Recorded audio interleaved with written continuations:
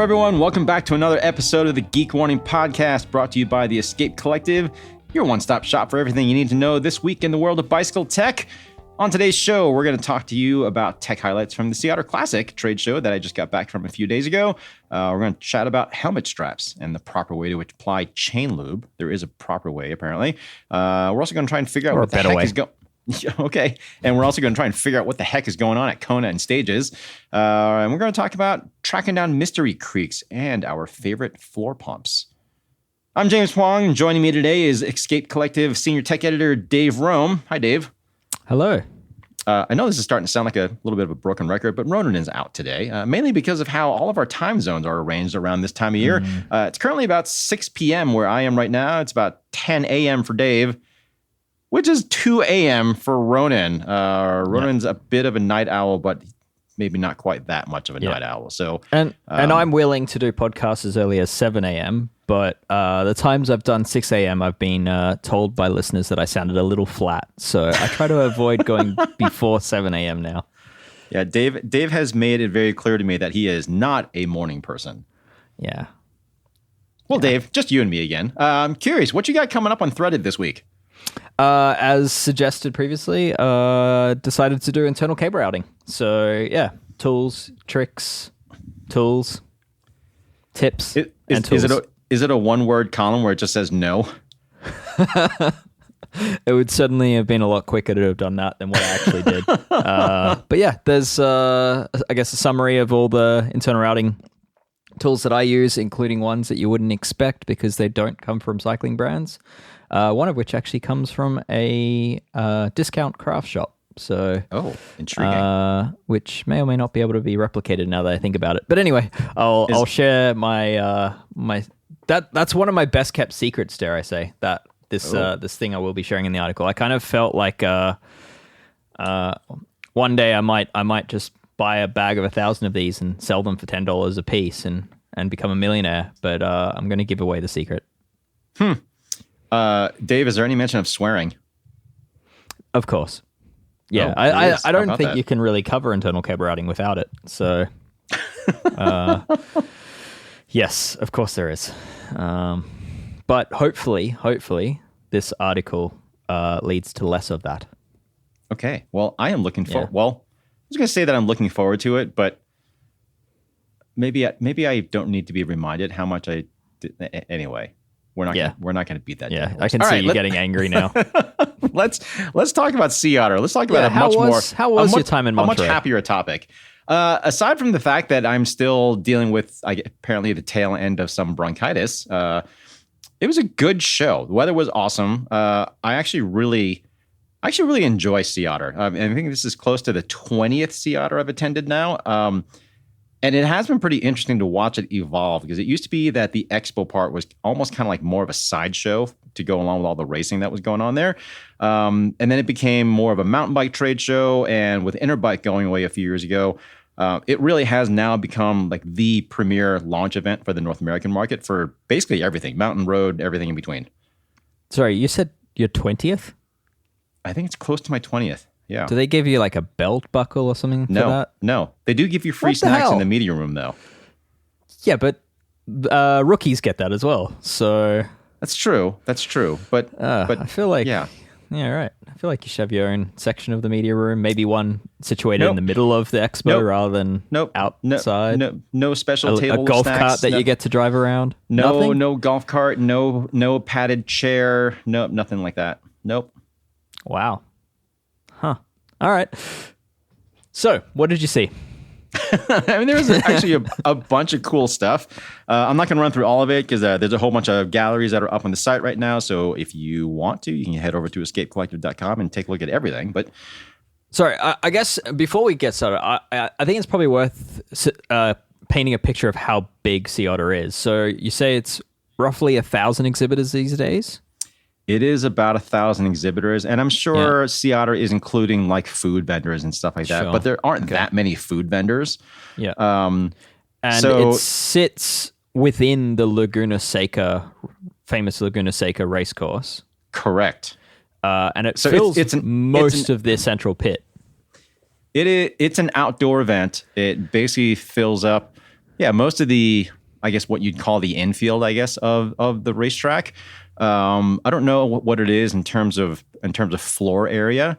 But yeah, it is an outdoor event, so it is subject to weather, and I have certainly seen a fair bit of weather at Sea Otter. But yeah, this one was good in that sense. So, and 1,000 exhibitors, how long do you think it would take to walk from one end to the other, keeping in mind that it's kind of almost a perfect circle of exhibitors? It's hard to say because it's definitely a pretty circuitous layout. It's not like it's arranged into neat aisles and rows and that sort of thing. Because you've got like lakes in the middle and you've stuff. got like 3 pods sort of in the middle, and then like they're surrounded by this back row, and now there's this like further back area that's on the pavement part, and then there's this other row on the other side of the it's a bit of a jumble. So you kind of I definitely feel for anyone who has never been to Sea Otter before, trying to figure out where everything is and how everything's arranged, because again, I've been there for a whole bunch of times and I still get kind of turned around a little bit. Yeah. But it's gotten pretty big. And I know I told you this on Slack the other day, but I was the only one from Escape Collective there covering everything. And I thought I allowed myself enough time. I gave myself basically 3 full days and like a 4th morning. And it wasn't enough. I could have used another day and a half probably, or at least maybe I could have been much more abrupt in chatting with people. Yeah, right. Okay. So all right. So with anyway. that all mentioned, let's talk about some of the highlights that you saw. So yeah, a bunch of cool stuff. So there's been a lot of talk about sustainability in the automotive world, particularly with tires and just kind of how you get little bits of rubber pollution everywhere. And just in general, talking about the resources that are required to make tires, and that is definitely making its way into the bicycle world. We've seen a few companies launching initiatives to use more sustainable recycled materials, that sort of thing. And Vittoria is very much on that bandwagon. They showed off a new gravel tire called the Terreno Pro.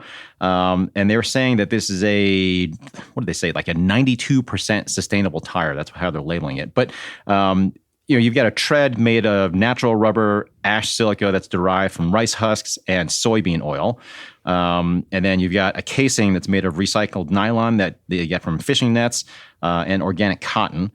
And there's not a whole lot else in there. So the tread's kind of like this unusual brown color, almost like an old Tioga Psycho, if you can remember way back when.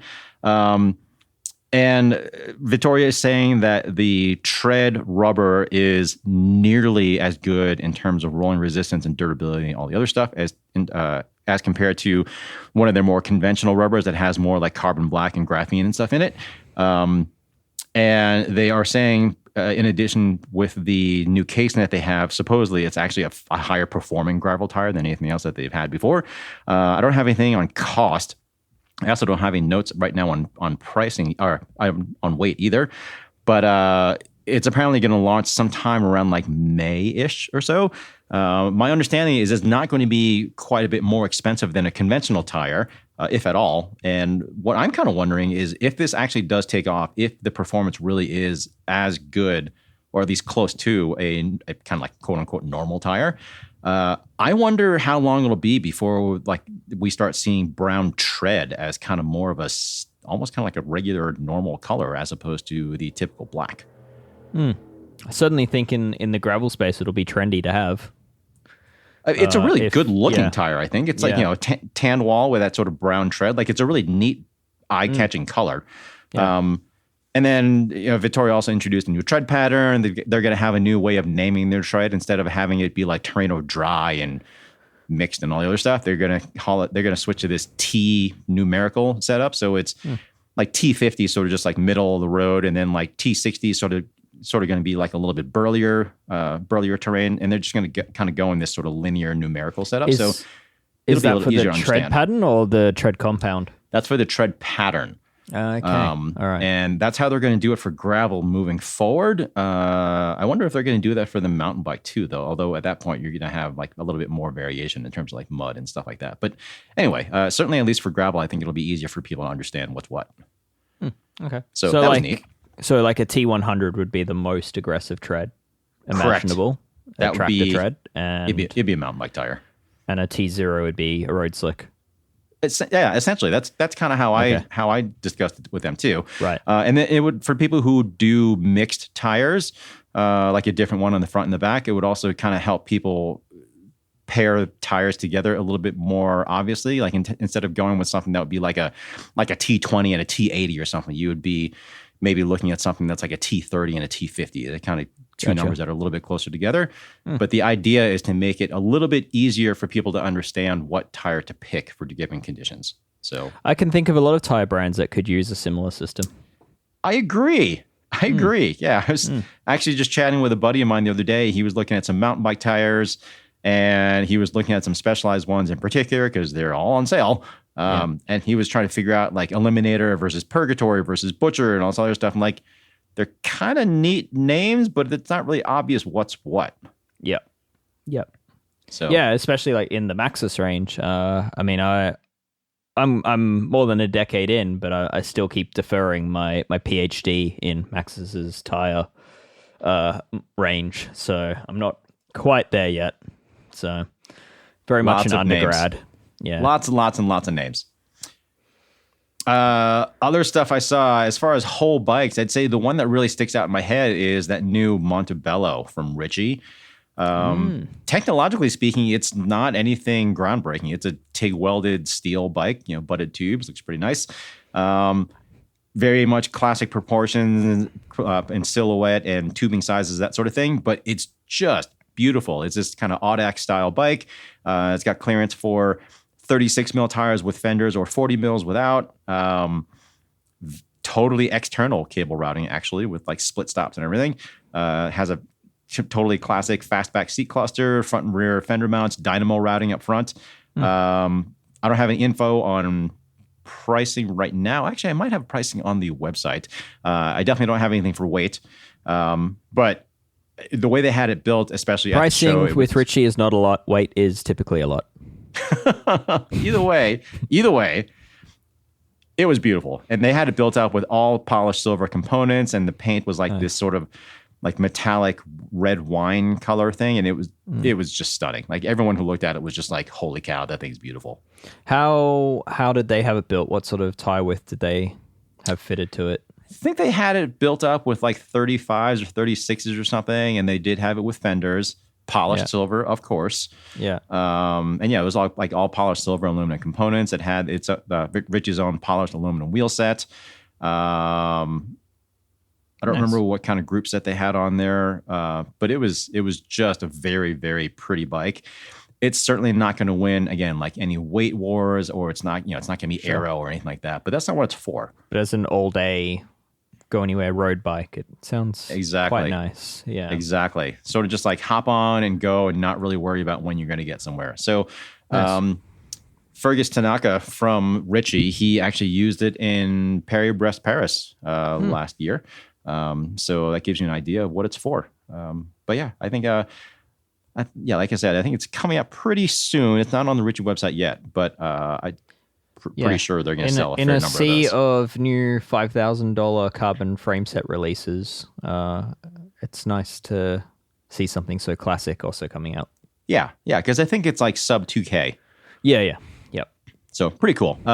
Speaking of bikes, another one that's a little bit off the radar. It's from a little company called Digit. It's the Ring 290 trail bike. And this one comes from, it's a brand name that most people will have not heard of, but it comes from someone who a lot of people probably has had some experience with. The designer is Tim Lane. He worked at Felt for quite a long time. He's had his fingers in a lot of pies.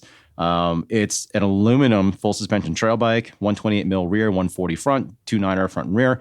But it uses this, what they call its analog suspension design. So there's a short link down by the bottom bracket. And then up front, the top of the rear triangle drives directly a rear shock that is embedded. It's how it's completely inside of the top tube. And Digit is saying that it's actually sort of behaves like a more conventional short dual link bike. And the way that the upper part of the triangle moves, it basically behaves as if the upper length was an infinite length. It's actually pretty light. The whole bike is building up at about sub 12.5 kilos, which is about less than 27 pounds, which is pretty good for a pretty decent travel aluminum trail bike. Supposedly pedals quite well. I think it looks really clean. There's plenty of room for 2 water bottles, which is actually quite unusual for a bike with that kind of travel. Tim is building them himself, I think. They come with Cerakote ceramic coating, like painted to match fork, and pretty decent build kit. I'm actually really interested to ride that one because the original one that he came out with was a mullet bike.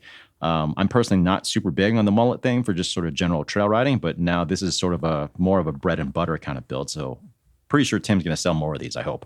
Yeah, nice. Okay. So that was pretty cool. It certainly is a different looking bike. Like aesthetically, I'd say the closest thing on the market would be like the Trek Super Caliber in terms of how the rear shock hides. But yeah, I mean, how it works is obviously quite different. So they've been doing some cool stuff for a while now. The rear shock is very much built into the top tube. Like it's not a conventional shock that's hidden inside. It's a proprietary rear shock, but it's massive and it's got a super long stroke. So leverage ratio is super low, stuff like that. I'm very curious to ride one. Yeah, nice. Another thing that caught my eye, kind of more on the tool front. So Stan's no tubes. They had. It seems like pretty much everyone has high flow, no clog tubeless valves now because standard Presta valves kind of suck for sealant actually. So they have these new high flow valve stems called Exocore. They look like they work really well. I've got some samples in my hands here actually. What I was actually really excited about though from them, sorry Mike at Stans, but what I was actually really excited about even more so than those valve stems were its new sealant injector. So they've always had this sort of just plastic syringe thing, sealant injector. And now they came out with an actual really different thing. They cut their own molds for the syringe and everything. So it's still a plastic syringe, still rubber tube. It's got a press on head, nothing crazy there. But in the head, there's now a one-way valve. So the idea is you can just pull out the plunger and then just fill up the syringe from the top. And because there is a little channel molded into the syringe, you can then load the plunger without pressurizing the system yet. It's actually, for people who are familiar with suspension, it's almost kind of like a little bypass valve in rear shocks that goes between a positive and negative chamber. So you can, pull out the plunger, fill up the syringe from the top. So you just pour it in from the bottle. It's way easier to load the syringe. And then you can stick the plunger on up to the point where the whole thing is sealed. And then at that point, you can just take the head, you just stick it right on the valve, inject your sealant, however much you need. It's a pretty high capacity. I think it holds like 60 cc's, something like that. So it's a pretty big syringe. But one of the things I really like about it is when you're done, it has a little rubber plug that goes into the end of it. Yeah, smart. Which means that you don't have to rinse it out every time to keep it from drying out and clogging. And that is why I don't use sealant syringes at this time. Yeah. So that might actually solve that complaint for me. Yeah, exactly. So I think that is something that's very clever, very simple, very, I think very almost ingenious. But it's also not very expensive. I think Stan could have charged a lot more for it. It's $15, which seems very, very reasonable to me. Yeah. Tubeless, I think, is kind of a pain for a lot of people. So anything that is out there that can make the whole process a little bit easier is a good thing in my book. You had another tool in your gallery that caught my eye, something from PrestaCycle. Oh, yeah. So I think they're calling it. You thought I was going to say Abbey Bike Tools new tools, but I already have those in my garage because they're just they're the Noble Tools IP. So we won't talk about those, but we will talk about the new pump heads. So PrestaCycle is a little brand that always seems to have quite a lot of little like problem solver tools and little widgets, that sort of thing. But they have a whole bunch of new inflator heads. This one goes onto. This one threads onto a Schrader head. I think you can adapt it to other things, but it's basically just a press-on Presta chuck. And the idea of a press-on Presta chuck is not new. But what's cool about this is it's a really low-effort chuck to push on, but then there's a little metal jaw inside that locks it on and seals everything together. And then after you're done pumping up your tire, there's a little red button on the back, and you just push that, and it just sort of effortlessly pops off. So it doesn't like shoot off. You don't have to like yank it off or anything. You don't really have to worry about like having the whole thing let go and like your knuckles flying into a brake rotor or sharp spokes or something like that. I don't remember how much this thing is. It's maybe like $20 or $30. It's not very expensive. But so far I've only been using it just a few times today, and it is a neat little thing. I'm pretty happy with it so far. Yeah, I am keen to try one of those. So yeah, I'm happy enough with it right now that I'm in the process of adapting it to one of my pumps, to like replacing that old head and using this one instead, because this one just seems to work a lot better. So, Nice. except for a couple little bits, it's all metal construction too, so it feels nice and sturdy. So we'll see how it holds up, but I'm pretty impressed with this one. Pretty good. Nice. Anything else that you saw and wish you'd had room in your suitcase to yoink? I don't know about that, but one thing that seemed pretty good. So there's this little San Diego company called 5Dev. I think my understanding is they mostly do machined bits for the aerospace industry. Isn't it a subdivision of a actual CNC manufacturer? Something like that, yeah. The company actually makes the 5 axis machines. Something like that, yeah. I mean, it's definitely like the bicycle division is a tiny portion of it's basically sort of like a hobby of their employees. So anyway, the company's called 5Dev, and they showed off this hollow titanium road and gravel crankset, and that looks pretty sweet, actually. I don't know if it's any good, but the way that they make it is pretty neat. Like they basically hollow out this, or they machine and hollow out the back of these titanium arms, and then they weld on a titanium plate on the back to make it hollow and grind that flush. Looks super cool. But what I was actually more excited about from them was this UDH conversion kit that they offer. And right now it's only for some specialized bikes like late model Tarmac, Crux, and Diverge, mainly apparently because that's Specialized the bike brand that most of the people at 5Dev ride. None of those bikes have UDH, but this kit that 5Dev has made allows you to put a T-type rear derailleur onto one of those frames. So if you're riding gravel, then you can run it. You can run mullet setup with that new SRAM transmission rear derailleur. And if SRAM ever does end up introducing T-type on the road, that'll let you put that on there too. Pretty cool. Very cool. So cool. In fact, we have discussed it on this podcast before. Oh, we did. That's right. Yeah. I think we. But when we did discuss it, 5Dev were only offering it with a complete full transmission kit. That's right. So this is new in that you can now just buy the part, which is great to see. Yeah, and it's like $200, I think, something like that. So cheaper they than did a new frame. Yeah, it's way cheaper than a new frame. I like that it just gives you more options. So they did say that they are certainly more than open to developing other kits for other frames, but it really would depend on whether or not the numbers made sense. I mean, there's an awful lot of Tarmacs and Cruxes and Diverges out there, big customer base, and that one kit that they made fits all those bikes. So again, it's the sort of thing where they don't want to make a kit that only fits a handful of bikes that not very many people have. So it's just a matter of finding something that makes sense for them in terms of volume and production, that sort of thing. And now you can make yourself a tarmac. Yeah. Yes. Dave. Sorry. What else? A couple other little things. So Xpedo is a Taiwanese pedal company. They've got a whole bunch of models, road, mountain, whatever, you name it.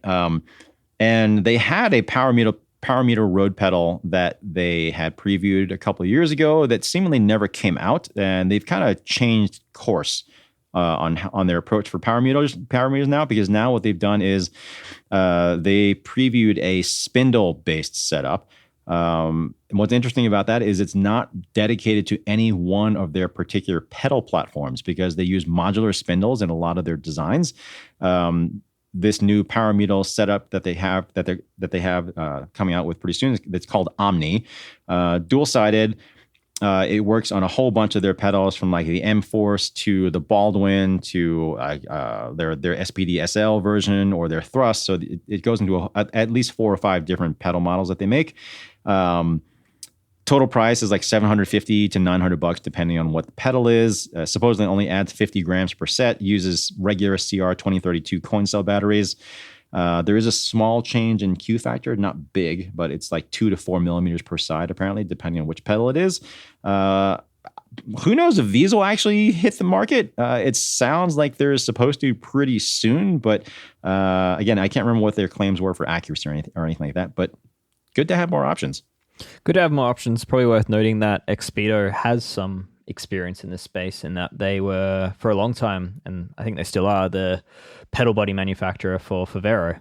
Correct. So, and I think Favero's latest MX Pro, the mountain bike pedal SPD that I tested, that is Favero's first in-house designed and their own pedal body. So, perhaps with them moving towards their own design, Xpedo's decided it's time to fill that gap for themselves. So, it's interesting timing, but I think they should find some success if the international pricing works out to be as competitive as it looks. That, and I like how they have designed it as a modular system, mainly because for sure the pedals that seemingly would be most appealing to people for a power meter setup would be road pedals and cross-country pedals. Mm-hmm. But serious enduro riders, they do use power to train, and they're very serious about their training too. So it is kind of neat that you can also put this into something like that Baldwin or one of the heavier duty pedals if you want to have power just all the time. And the fact that it's such a minimal weight penalty, it's pretty appealing. So again, good to see more options. For sure. Speaking of power meters, is now a good time to discuss a brand that wasn't at Sea Otter? Oh, we certainly could if you want to go into that. Stages Cycling, we've got a story online about that it appears they've released and let go basically their entire staff, and that no one is at the office to answer responses. But I assume you didn't see Stages Cycling at Sea Otter? Stages was most definitely not there. Yeah, okay. All right. So yeah, it does look like Stages of perhaps coming to a close as the company as we know it. It's definitely a story that keeps it's a developing story, I guess we should say, because they still have a parent company, and there's now been a lawsuit from Giant, who is a manufacturer for a lot of Stages products, for unpaid invoices. So certainly a developing story. Yeah, Ronan he published a post on this either yesterday or the day before. I can't remember now. Kind of just going through how we got to this point, because Stages really was the originator of the low cost power meter, and it really did seem like they had a huge head start on a lot of people. So it's pretty disappointing, maybe a little surprising that they're in this position. But COVID really, really did not treat Stages well for a couple of reasons. One was most of their power meters were built onto Shimano crank arms, which, as most of the people listening to this podcast maybe already know, or maybe can painfully remember, Shimano parts during COVID were exceptionally difficult to get, particularly for a company like Stages. So that was a problem. And then we also had that microchip shortage, which was kind of a double whammy for Stages.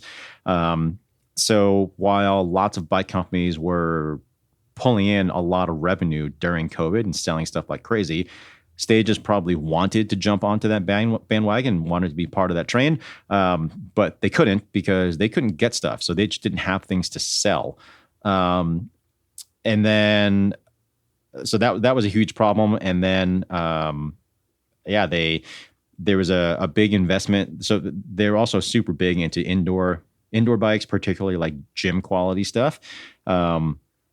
And again, Giant was suing them for, I guess was suing them for unpaid bills, because as you mentioned, Dave, Giant manufactured a lot of that stuff for Stages. So that certainly didn't help.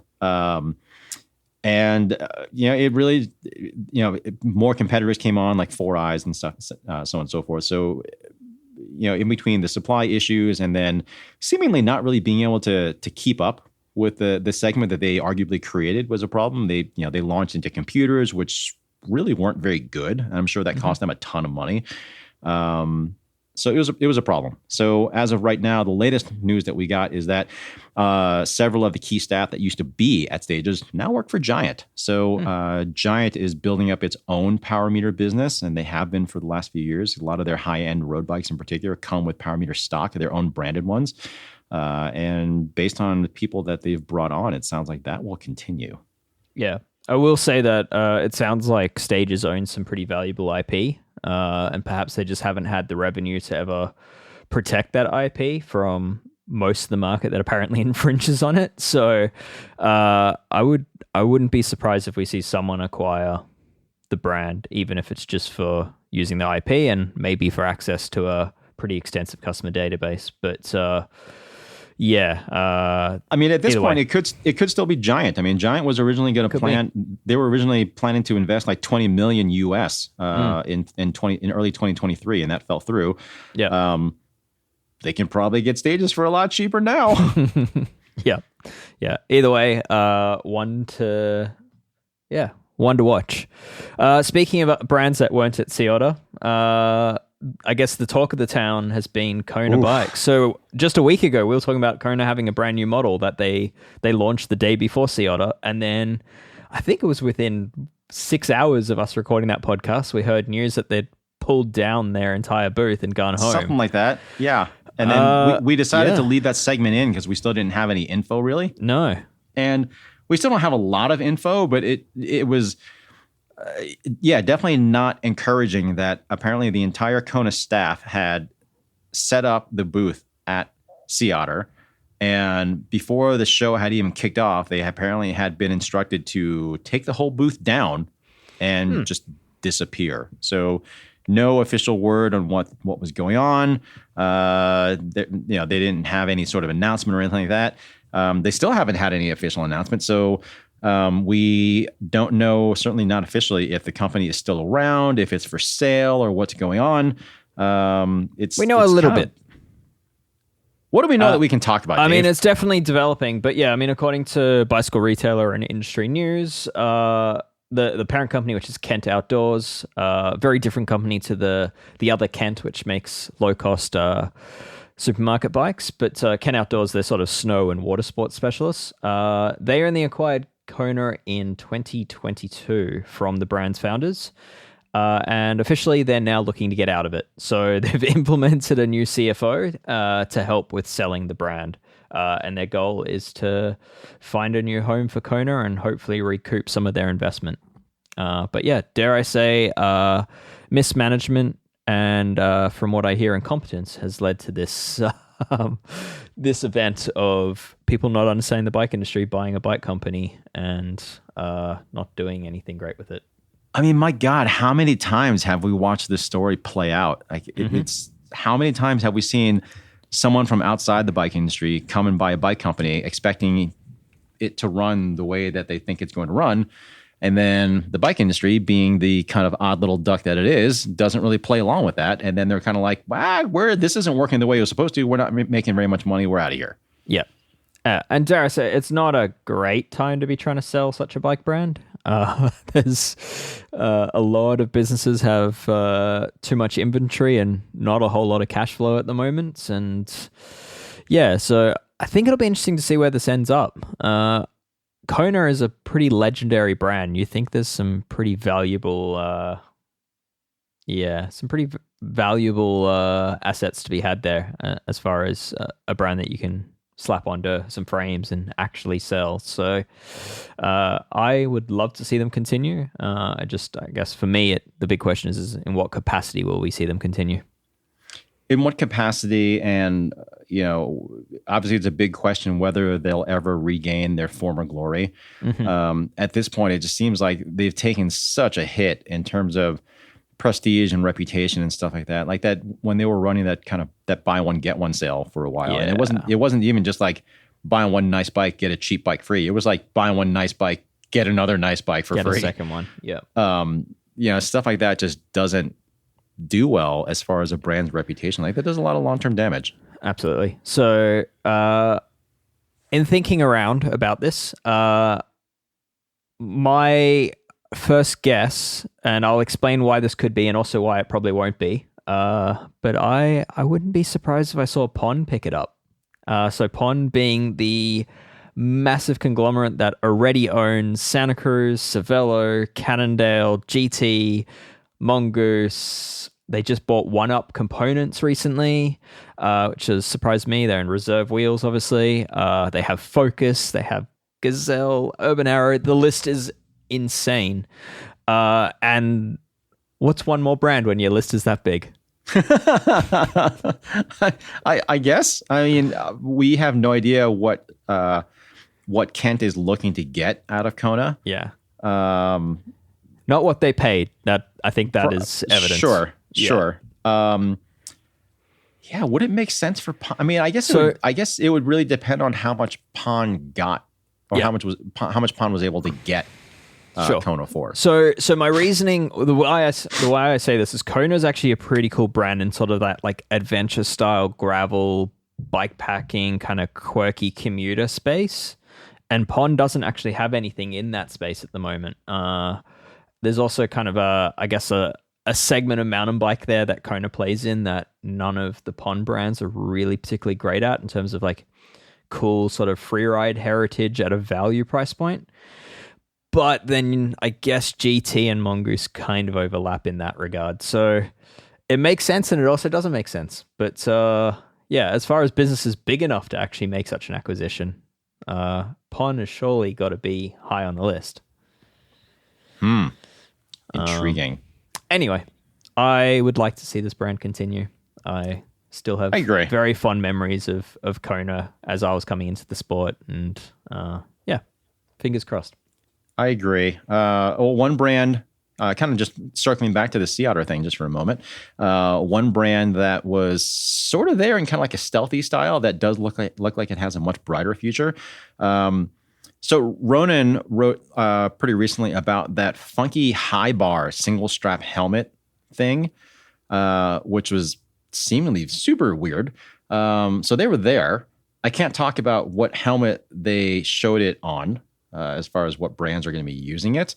But I was able to try the helmet on. I didn't ride in it, but so like Ronan, I was able to try it on, like really, really check it out.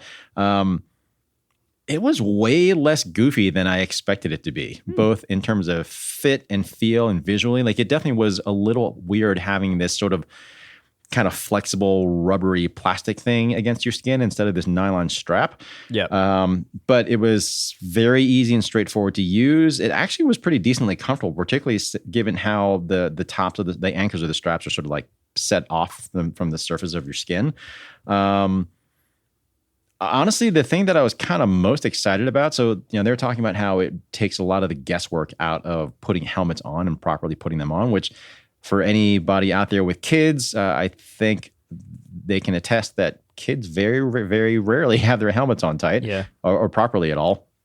So the adjustment of the Y splitter. So there are a lot of safety and kind of like a lot of variability questions that this thing potentially answers. But one thing that I was really excited about was their claims about wind noise.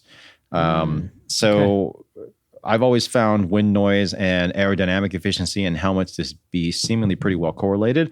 They are saying that there's a pretty big aero gain for this thing. Like, they're actually saying it was like 7 watts, which is huge. Whoa.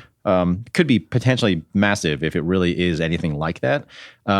And they're saying that's even compared to a set of nylon straps that are fitted pretty well and trimmed pretty well and everything. Anyway, I am really pretty intrigued with their claims of significantly reduced wind noise, because wind noise is just bugs me. And I've always wondered what the long-term ramifications are for that sort of persistent low-level white noise for hours and hours on end in terms of hearing damage. Sorry, what was that last point? Dave, God, again. Anyway, I'm curious. So these helmets are apparently coming out really not too far. I think we're going to see them officially launched this season.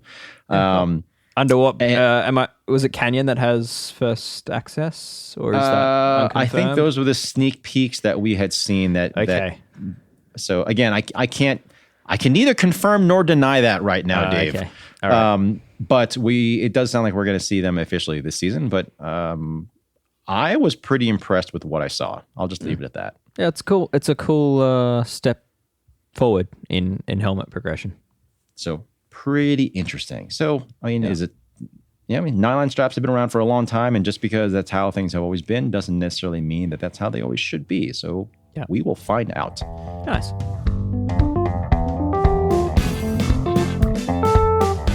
All right, Dave, I know that this is a podcast and our audience can't see our faces and everything, but I'm sitting here staring at your face on my computer screen, and I can just tell that something's kind of weighing on you. Do you need to talk? What's on your mind this week, Dave?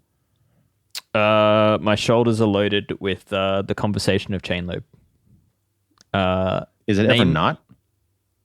And there's also tools and that's about it really. Chain lube. I have always, like many people, lubed a chain at the bottom rung of the chain. So sort of between the derailleur pulley and the bottom of the chainring, and backpedaled drip chain lube into place there. And I've always done that for a few reasons, but I've always felt that it sort of assists with the lube going where you want it and not all over the cassette. And it also is further away from the disc brake rotor, so you're less likely to splash onto the disc brake rotor. However, I've always done it the opposite way. Yeah. So Ceramic Speed a little while ago pointed out that they recommend lubing a chain closer to the top of the cassette, just before just forward of the cassette. And Josh Portner of Silka has now followed suit and has released a video explaining why. And basically, if you were to put the chain in your largest sprocket at the back or the one down from there, and ideally the big chainring, but a lot of bikes are just going to be one by, so that's not a choice. But either way, cross-chain essentially. You're basically opening up a gap within the chain rollers and the plates that allows lube to get into the roller where you want it. And what Josh had showed on the video is that it actually creates kind of like as the roller moves to the cog from that angle, it actually kind of like pumps air into it. It kind of creates like this pumping action.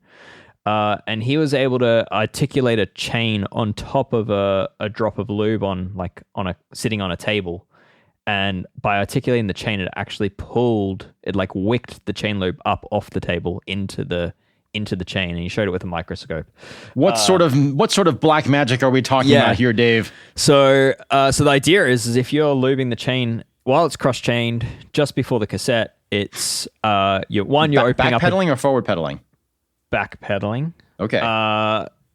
One, you're opening up a gap for the lube to flow into the chain, and two, it kind of creates this like pumping action between the angled rollers that kind of pulls the lube in. I'm impressed, and it makes a hell of a lot of sense for like wax-based lubes that can have link penetration issues as far as getting the lube into the chain, which is something that Silka's lube tried to fix by making it more watery. Thinner viscosity, and in turn it tends to get more drips. So this is another way to solve for those drips. Intriguing. So yeah, there you go. I learned something, and I suspect others will have too. I will say, take care, because you're now very close to the disc brake rotor. So that would be one reason to go one cog down from your biggest cog, is just to give it that little bit of a barrier to stop any potential spray.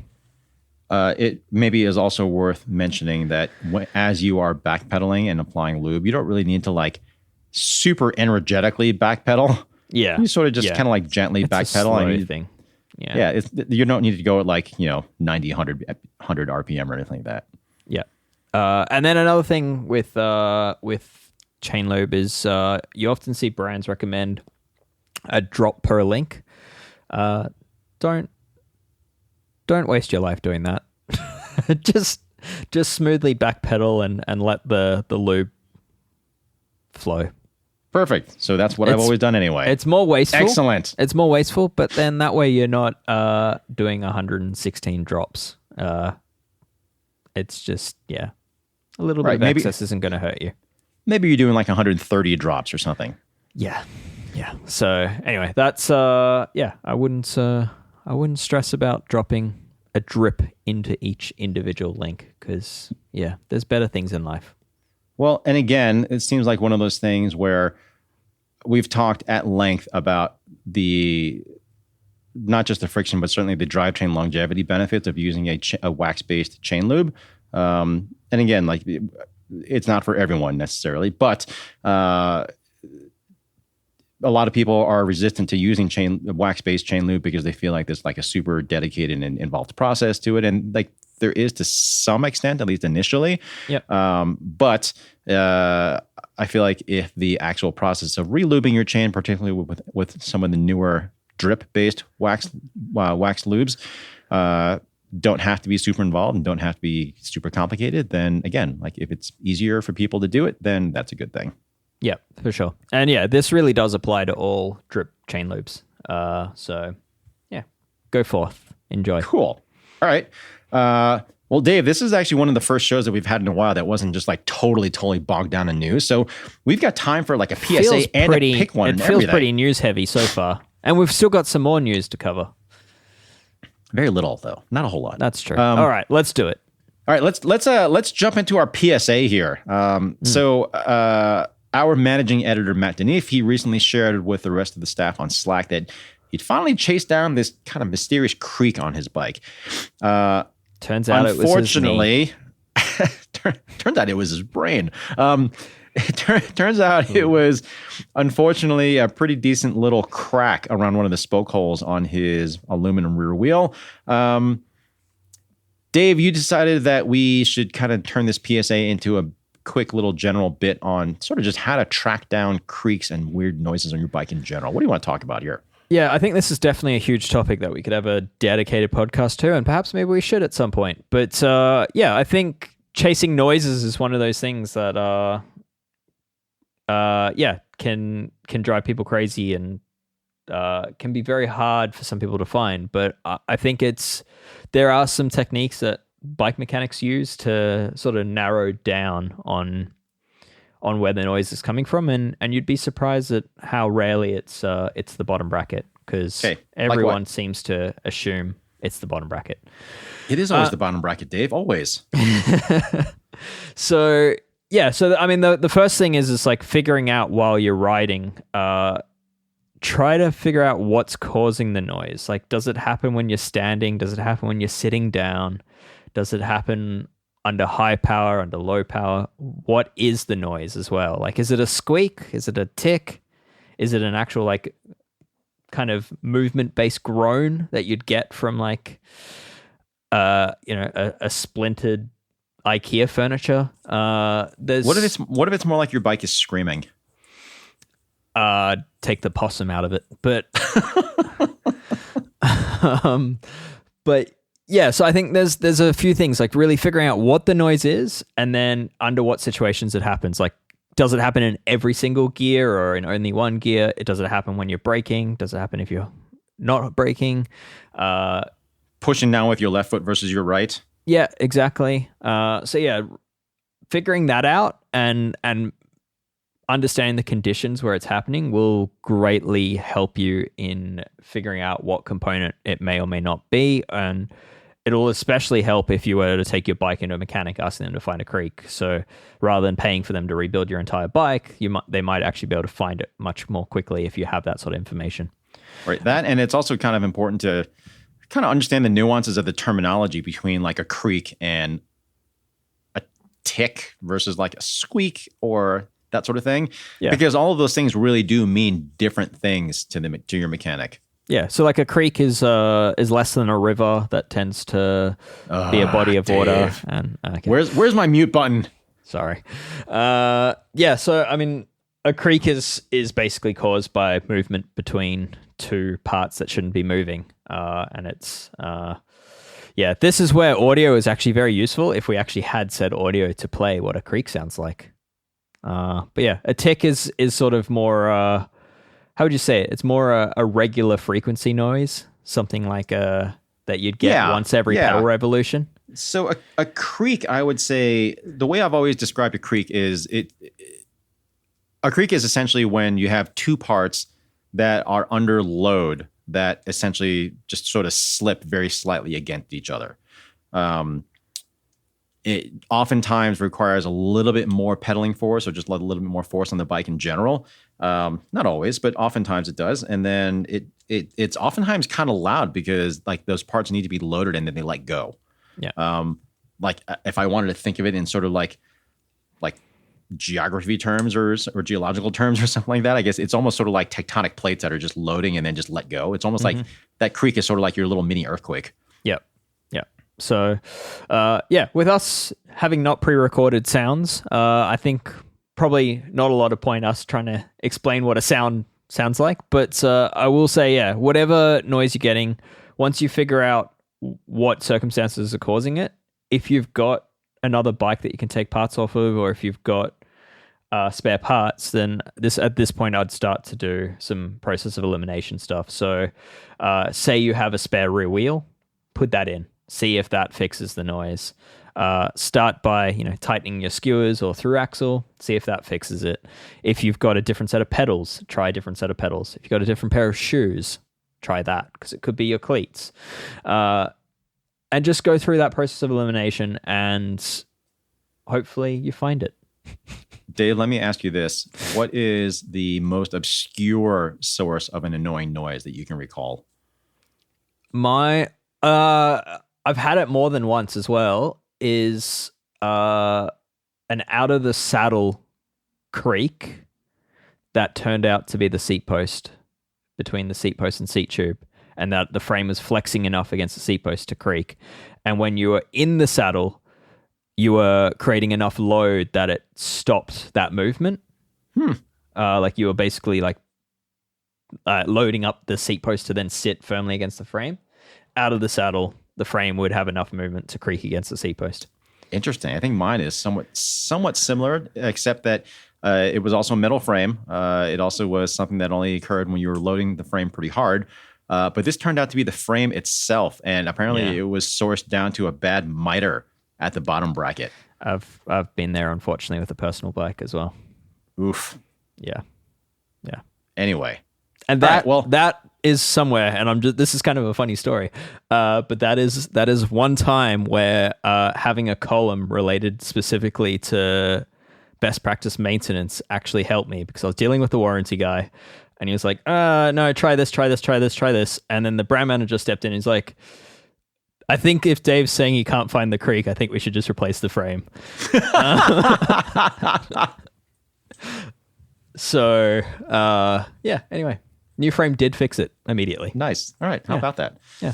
All right. Well, that, I guess, was that really a PSA, or was that kind of just more like a random tech tip sort of thing? Probably a random tech tip. Yeah. We should really, I've wanted to do it for ages, but I really want to get sound bites of each sort of individual noise and make something of it. Oh, this seems like something that we should do when we have a full panel of mechanics on hand. Yeah. And maybe video. Speaking of which, we are long overdue for an Ask a Wrench episode. And I know we've been talking about it for a while, but yes. Dave, we got to make that happen for the maybe next week. Yes, for sure. Okay. All right. We still have some time. Dave, should we do our pick one? I think you actually picked the category this week. Well, you spoke about pump heads before with that new PrestaCycle, and I would like to discuss floor pumps as a category. Okay. Mainly because I think you and I are pretty well aligned on this, but it's one category that I get asked a lot about for doing a comparison test on, because I've done comparison tool tests in the past, and floor pump seems like a logical one to do. And I've been shy to do it because what most people don't understand is that there's really only two major pump manufacturers in this world, and they produce I'm gonna just make up a number here, but I'm gonna say 95% of floor pumps in the market. So one of them is, what is it, Geo? Is that one of them? Geo and Beto is the other one. Oh, that's right, Beto. Yep. So, and because of that, there are differences between brands of floor pumps, but you also get hundreds of these micro brands that are basically selling the exact same thing with a different name on it. And so for me to do a comparison test of tools, I really like being able to say definitively this is the best. And when there's hundreds of same pumps, I just don't want to have to explain individually that yes, your pump that you love so much is actually the same as these 20 others. So that is exactly why I haven't done such a test to date. Also, I still have what do you call it? Do you have a little PTSD from your last? Yeah, exactly. From your PTSD last from when I did a test of 43 hand pumps. So anyway, there were still some you missed, by the way, Dave. All right. Well, Dave, you suggested this pick one category, and now you just went into this little diatribe about how they're all how all the pumps are the same. Yeah. So with that said, my absolute favorite that okay, let me rewind slightly. I actually don't use floor pumps very often anymore. Okay, all right. So you came up with this idea for this pick one category, and first you start talking about how all the pumps are the same, and then second you talked about how you actually don't use floor pumps anymore anyway. What is the point of this pick one category, Dave? There isn't one. I'm going to get to it. But so what I use instead of floor pumps almost all the time now is just a little Fumpa, which is the little electronic pump, which is really quick. It doesn't have any. Yeah, it's got a very short distance between the hose and the pump. So when you connect it to a tire, it loses almost no air. So then you're not having to pump up what you just lost.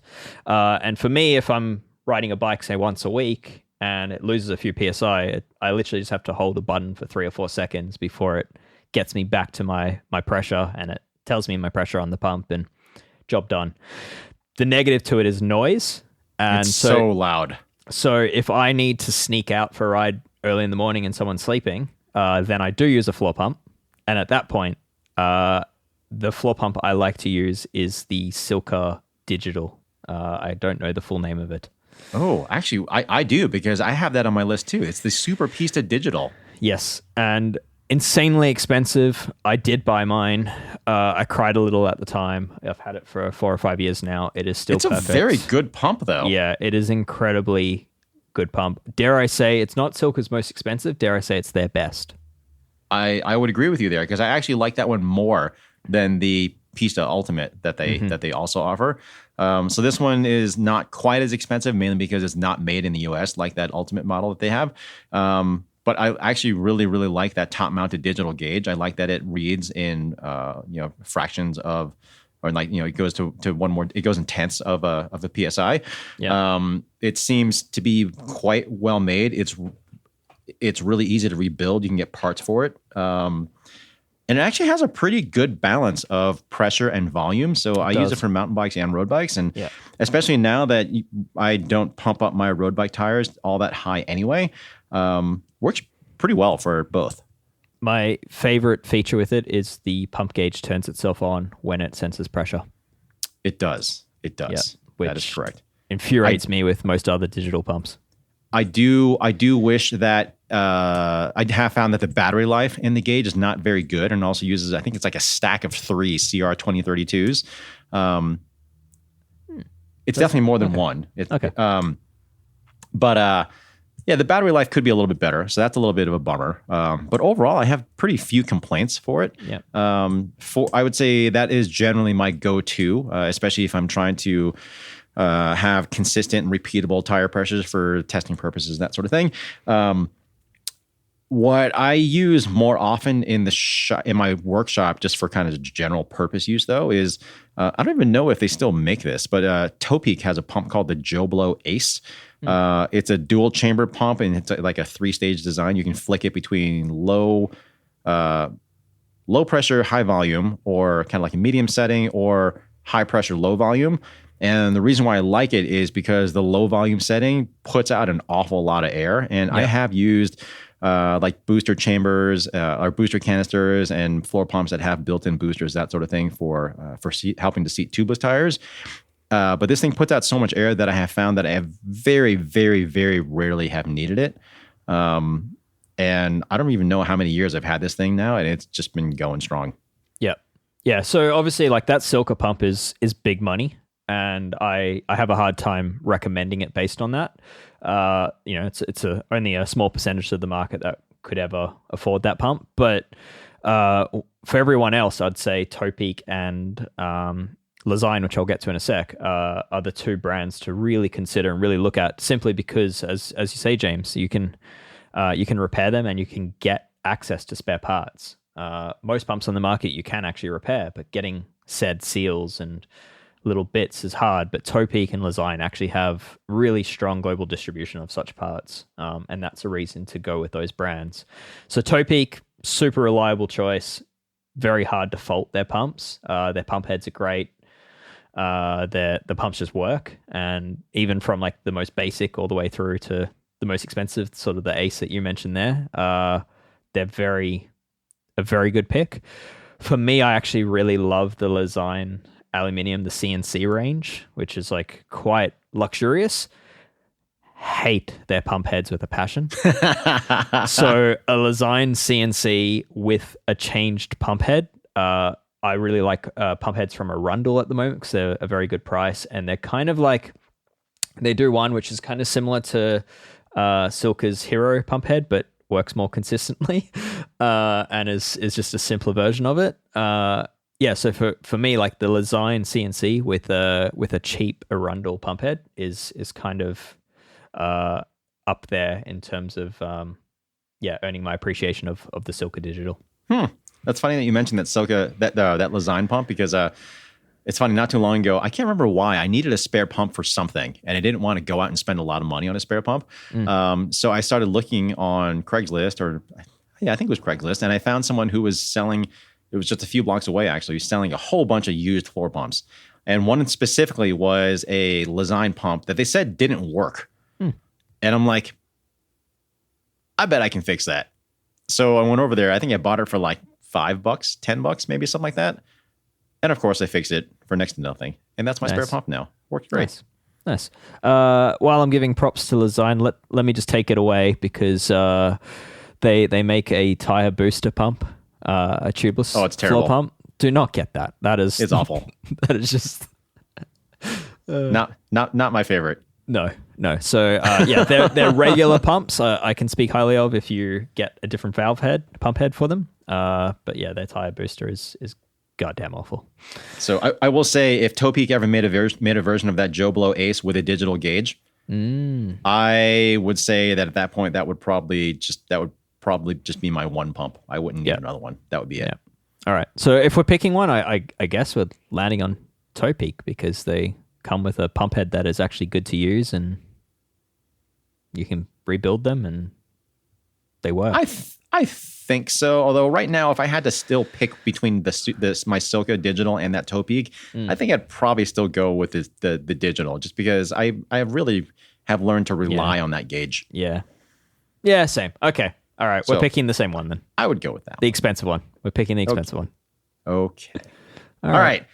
With that out of the way, now that you actually have picked a floor pump, Dave, do we have any little bits of news to share before we sign off for the day? We do. There's a couple of remaining things. Time, they got acquired by SRAM. SRAM had then moved the manufacturing facilities from France to its chain manufacturing facility in Portugal.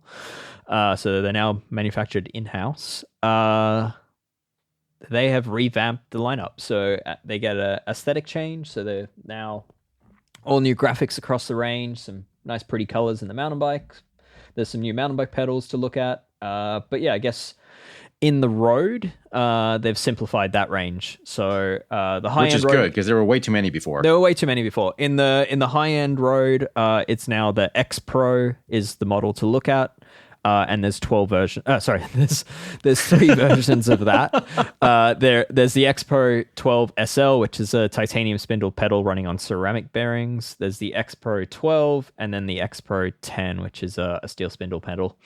And what's new about those is they've added 3 spindle width options into the mix. So I suspect that pedal will now become quite attractive to bike fitters and the like for the options. Well, because that was one of the things that really kept people on Speedplay for a long time, was just because Speedplay offered different spindle lengths. Yep. Whereas really, I mean, I think if I remember correctly, Shimano offered like a longer version in one pedal model, something like that. Mm-hmm. But that was kind of about it. So now with Time introducing 3 spindle widths, or spindle lengths, I guess we should say. So they have the regular, and then the narrow and the wide. I can't remember what the actual difference is in stance width. But with them offering that, I mean, I would have to think, particularly with so much of the turmoil that's been going on with Speedplay in the last couple of years, I would have to imagine that a lot of fitters are going to be moving over to Time. Yeah, and it's also now one of the lighter systems as well as you get into the higher price points. They've also added, so those X Pro pedals run with kind of like a carbon spring, and they've also added some tension adjustment to that, which is quite cool. So yeah, there some nice little changes. Overall, it looks much like the same old pedals, still same cleat system. But yeah, I think the changes they've added there look pretty positive.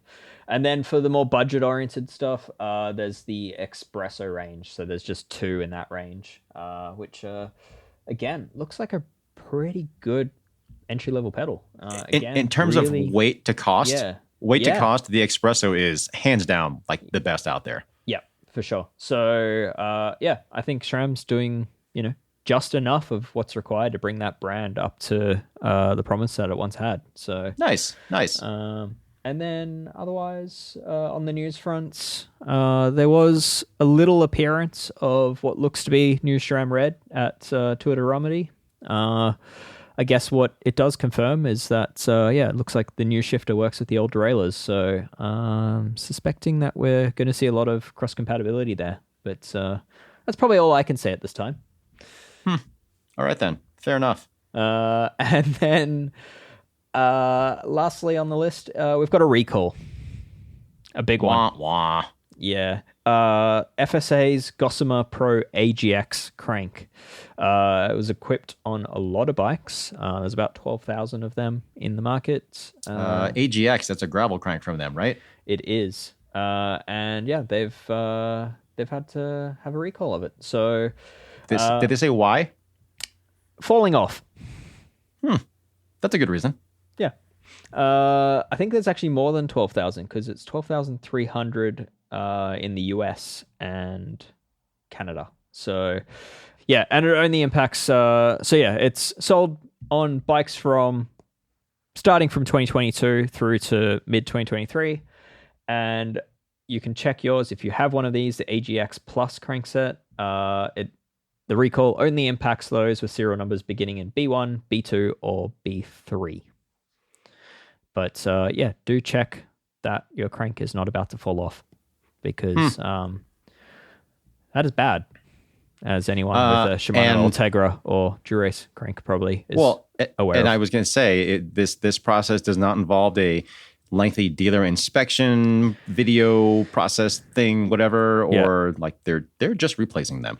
They're just replacing them, unlike Shimano, which were doing an inspection, and now it's, as we knew it would happen, it's now coming to light that cranks that were inspected 4 or 5 months ago are now breaking. So, I don't think Shimano's quite done enough with the millions of cranks out there, but good to see FSA taking the correct steps here to get these off the market. All right. Well, I guess we'll wrap up on that. All right, well, I guess that'll do it for this week's episode of Geek Warning. Thanks as always for listening, and an extra special thank you if you're one of our Escape Collective members, because if you're sitting there right now thinking to yourself that, kind of how pleasant the listening experience has been, then that's because we haven't had any ads. Us on mute. Oh, right. Sorry. That's because we didn't have any ads to interrupt that nice flow. Oh, right. Okay. And that's because we are a 100% member-funded operation. So our members do get full access to the complete selection of written and audio content. And you also kind of get the satisfaction of knowing that you support a media publication that actually works for you instead of advertisers or affiliate partners. Because I don't know about you, but when I see those affiliate links everywhere, that just feels kind of icky. Anyway, if you are not a member, head over to escapecollective.com/join. You can choose between 2 tiers of membership as well as monthly or annual payment options. I think we actually still offer lifetime too, if you wanted to do that. Fill in a few bits of info and you're good to go. For the rest of you responsible folks out there, thanks as always for listening. And we'll see you next week for another episode of Geek Warning. Thank you. Cheers.